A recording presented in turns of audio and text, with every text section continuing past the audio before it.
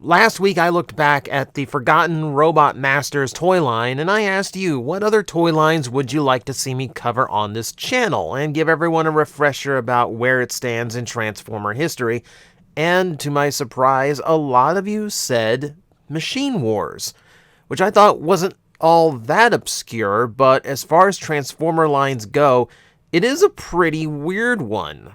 And it is a little bit interesting to talk about. So yeah, let's actually cover Machine Wars as another of these forgotten Transformer lines go. And remember in the comment section to leave any others that you might want me to do, because there are quite a few of them out there.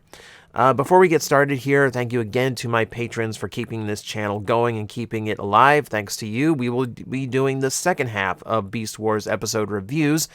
And hopefully by next month we hit the goal for Beast Machines, because I need to talk more machine lines in Transformers apparently. But yeah, thank you guys. You're genuinely keeping the channel alive, and I appreciate each and every one of you. And of course, hitting like and subscribe on your way out helps me for free.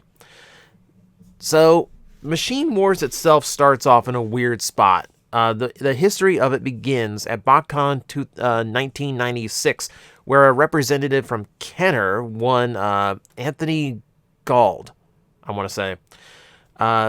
He decided to announce to a very enthusiastic crowd that they were going to be doing a full relaunch of Generation 1, and everyone got super excited for this. You're in BotCon. A lot of your big, heavy collectors who are probably tired of looking at animals on the toy shelves, probably all over this. So when this came out in 1997, everyone was a little bit confused.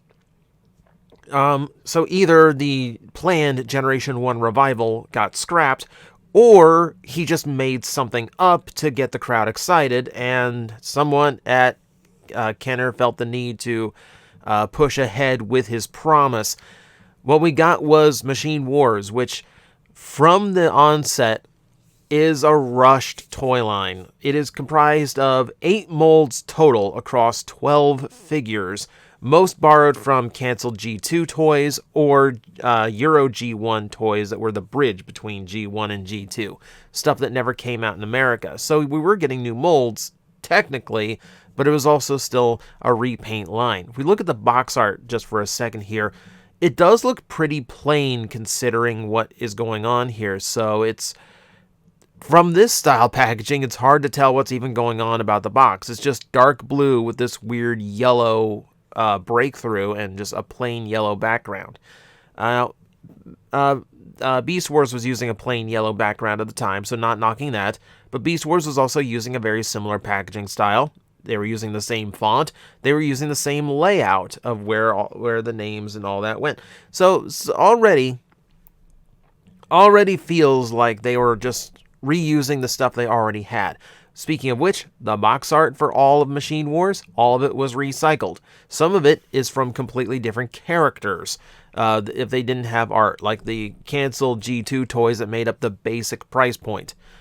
If we look at such a toy, you can see again, now we can actually see we got enough of this blue going on. We can see there is actually supposed to be like a diamond hatch pattern like you'd see on on a steel plate. But besides that is, again, reused artwork, same font as Beast Wars, same layout as Beast Wars, same similar like plain bubble they were using for the basic toys at the time. Everything about this was just very quick and what was ready and on hand. Not a whole lot of effort going on to this toy line. And we're going to see that again with some of the toys, unfortunately. Yeah, so right from the onset, and again, to note about the packaging, I don't have a good example here, but if you look on the back of these packaging, there's no faction symbol anywhere on the boxes. None. The only place you'll find them is on the cut-out bio card, printed somewhere on the back. Now, on a carded figure like this, you'd also have, or actually even on the bigger ones, you would have instructions printed on the box, for this size and the next size up. So yeah, they didn't even like print instructions for a lot of these toys. So again, this was a very quick and rushed toy line. And to keep in mind, Kaybee Toy exclusive. So it was basically an entire series of toys that was released and then it was done. There were no waves, no, nothing staggered. Just here it all is. Kaybee Toys was the only place that took it. So that's how you go. We're going to look at the entire toy line now, which isn't going to take long. All right. So we're going to start with Hubcap, and off the bat, you're probably seeing a lot of what was wrong with this toy line. The deco is practically non-existent. There's some tampograph stripes on the side. One tail light I see painted. The grill is painted. And it's hard to make out here, but there are little orange dots on his helmet. But that is literally it. It is an almost non-existent paint job on this figure. We saw, a little bit later on, we're going to see this mold used again for tow line and Robots in Disguise, and the deco is actually really, really nice. You can bring this mold out really, really well. They did nothing of the sort. This looks like a prototype. Just looks like a straight-up prototype of what the toy is going to eventually be. Like I said, like a lot of the early Beast Wars toys, it is a flip changer, as you would know if you played with the RID figure, or Wrecker Hook if you've got the Robot Masters design. Yeah, pull on that crane arm, the whole thing flips out. So it was designed similar to engineering to the Beast Wars Basics from '96. Pretty much intentionally, because if you think about it, these were canceled G2 toys. So going from auto-changing in Generation 2 to auto-changing in Beast Wars would have been a nice little transition if it hadn't gotten canceled. So this deco is already plain enough. If we switch over to Hoist, it gets even worse.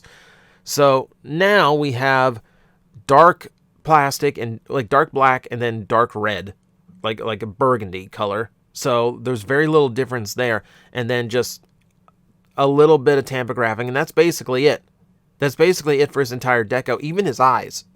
His eyes are that same milky white as the windshields, but it gets lost. Like, that black just overpowers it. So it barely looks like he's there. And also, this is an Autobot. It's not the nicest looking color scheme for an Autobot. I'm just throwing that out there.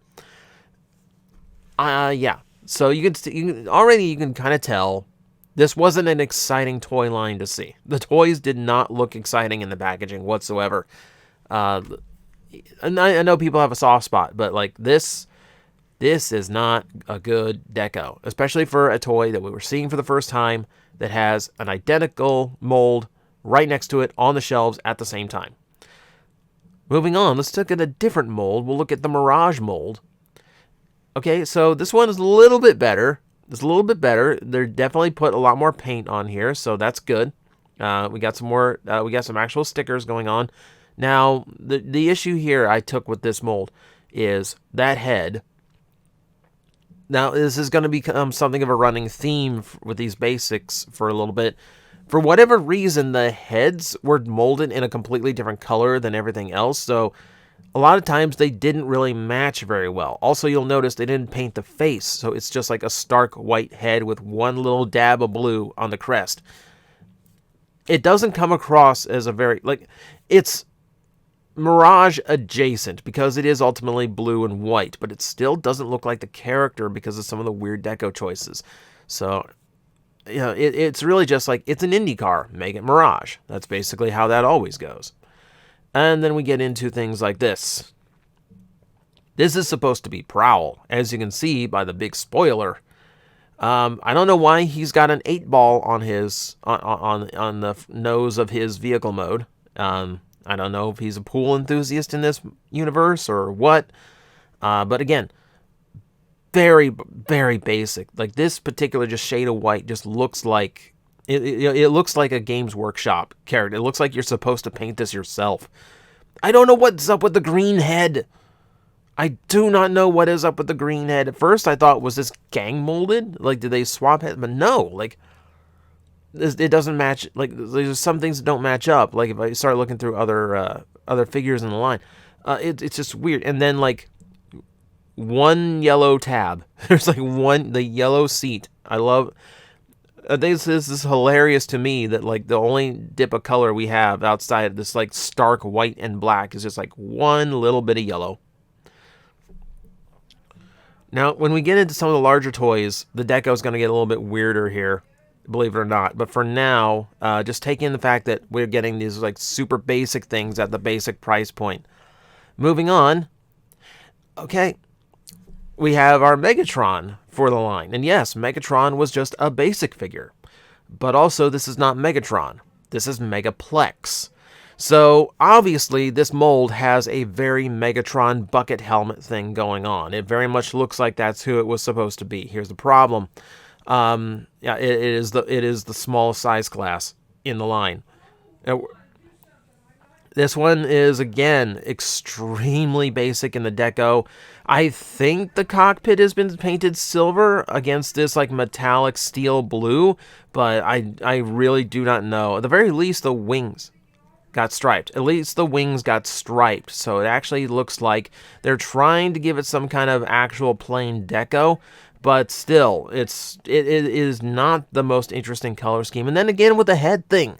The head's molded in the right color, but then they painted it this one shade of blue that doesn't match the shade of blue he's got going on. It almost looks like pre-Megatron, where he had the black helmet against the gray body out of nowhere, or like early Marvel coloration. That's like, it's kind of that kind of vibe. But again, this is not Megatron. This is Megaplex. And it's Megaplex because they swapped the toys in the box, and you can see why, because this is Megatron. This is the actual Megatron in the line, primarily blue. Now, if you look at the bio, if you look at the art, and if you even look at the cross-sell, all of them have this toy marked as Megaplex and the gray marked as Megatron, which would make more sense. But in the package, it got swapped. So now this all blue and white thing is Megatron, strangely enough. So, again, you can see, just like the more you look at this toy line, the more rushed you can tell this entire series is really, really amazing to like this toy line even got like greenlit in the first place, let alone how slapdash it all was. Again, super plain. There's a little bit of white airbrushing, and that is literally it. And then a silver cockpit, and that's it. That's all there was to the deco on this thing. Megaplex himself, I think, is a very underutilized idea, and I think there's an interesting thing you could do with that. We'll probably revisit that in a separate video someday, but for now, it's just another oddity of Machine Wars itself. Moving on. This is Skywarp. And isn't this like the most Skywarp you've ever seen, in stark white and black with a yellow head? This is where I start wondering, is this gang molded? Because it looks like the same yellow that was on hubcap, but I don't think it is. If this is all gang molded together, it's very strangely done. But you can tell, again, not a whole lot of effort. You know, we got a little bit of stickering, just a little bit of coloring, and I don't even think this is paint. I think the cockpit here is a separate piece from the look of it. Yeah, thoroughly uninteresting take on Skywarp. This is literally just a name dump. This has nothing to do with making a Skywarp toy. It's just, they just dumped the name onto a random figure to keep the trademark. Same with Thundercracker here. Black, straight black head, green body, green vehicle mode. We see the return of that burgundy. So that burgundy returns, and then the black head looks like the same black that's used. Of course it does say black, but it looks like the same burgundy that Hoist is using too. So this is where I really wonder if are these figures gang molded together, or was it run with just as few plastic colors as they could get away with? That's the other thought that comes to me here is these are either gang molded together because they share so many colors, or the line is so rushed that they didn't even get multiple shades of coloring ordered. They just went with either the cheapest or the most available plastic, or just just mold all the characters in the same colors so we don't have to pay any more than we have to. Something here was done to super cheapen these figures and give us this very blah color shade across all these basics. I don't know what is up with the white and the red deco in the vehicle mode. Also, Skywarp repping the American Air Force seems a little bit weird, or Thundercracker doing it. Again, It's a name dump, and it's really strange when you start thinking about how similar the colors are, and then start figuring out how these toys are actually produced, because somewhere around the line, they were shortcutting a lot of stuff. But that's going to do it for our basic stuff. Let's move on to some of the bigger things. Now we're getting into the Euro G1 molds. So what used to be Rotor Storm is now Sandstorm, and that makes total sense.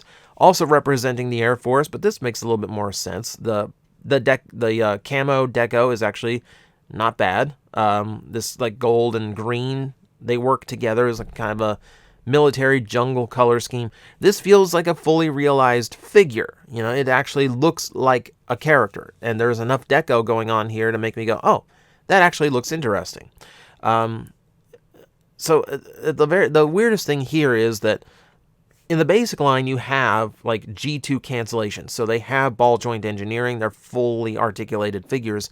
Now we're back to G1 style, where Sandstorm could only lift his elbows up and down. So while we're getting cooler decos, we're getting less cool figures, which ultimately hurts these larger toys. Now, Sandstorm himself is not the well-remembered one. The well-remembered one, I think, is Soundwave, because of course it's Soundwave. This used to be Stalker in the Euro G1 line. Again, there's a weird camo thing going on, which would actually make sense for G2. But the color scheme I don't think is bad. Like, he actually looks like a really cool, intimidating Decepticon style. Certainly not Soundwave. It feels like Soundwave just because he has that radar accessory. I think that's literally the only reason they named it that. Oh, okay, well, similarities in the head as well, I guess. Still, this is not a bad figure. I've had this one donated for Plastic Addict a long time back, and I'm like, no, for its time and what it was doing, it's actually not bad. But it's still an oddity. But at the very least, it was a brand new mold we hadn't gotten. Okay, and then we move on to the big boy toys, and the first one is going to be Optimus Prime himself, looking absolutely nothing like Optimus Prime.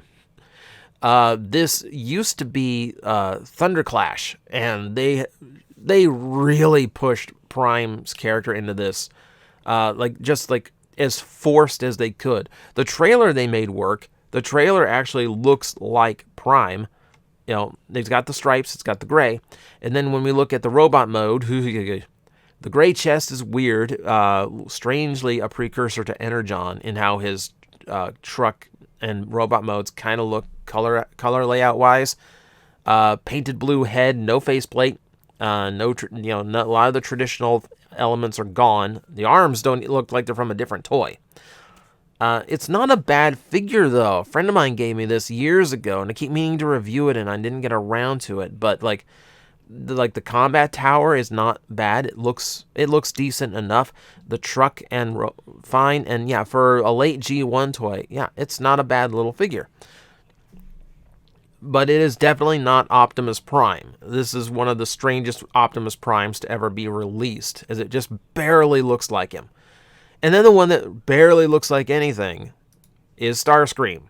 And I think this is the most well-remembered figure of the series. Now, it looks super cool. The gray tones make him look super serious and ominous.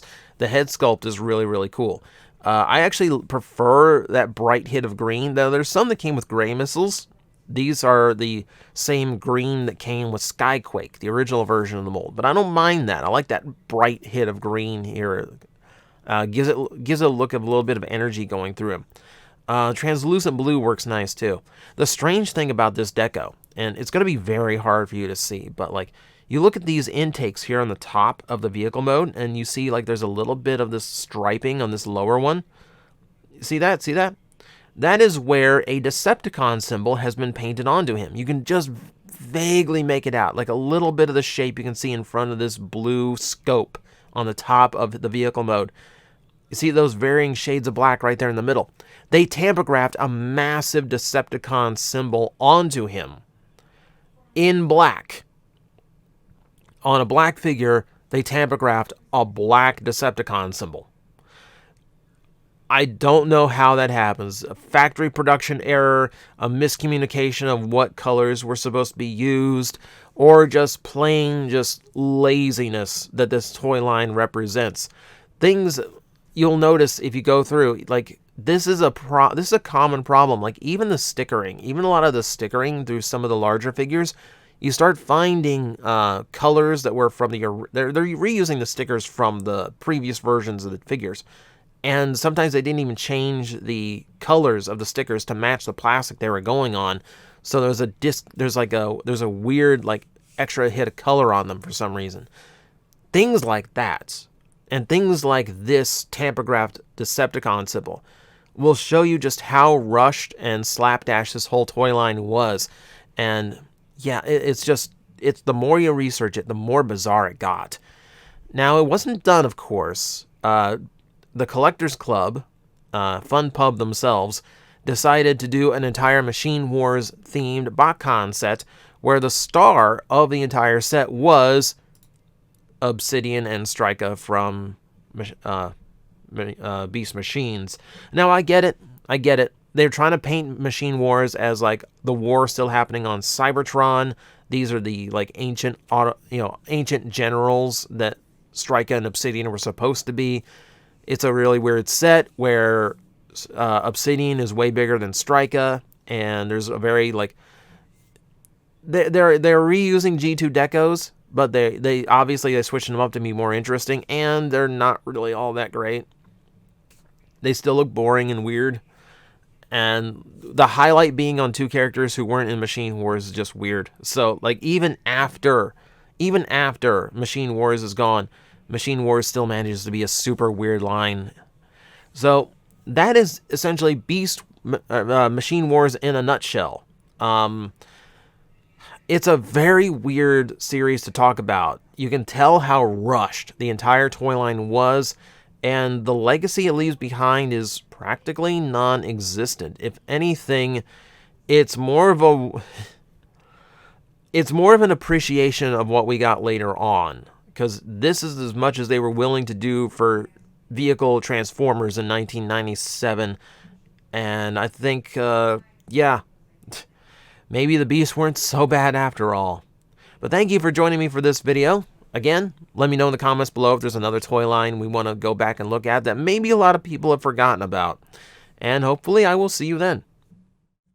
Guys, I am facing the most powerful enemy any YouTuber can face, the algorithm, and I need your help to defeat him.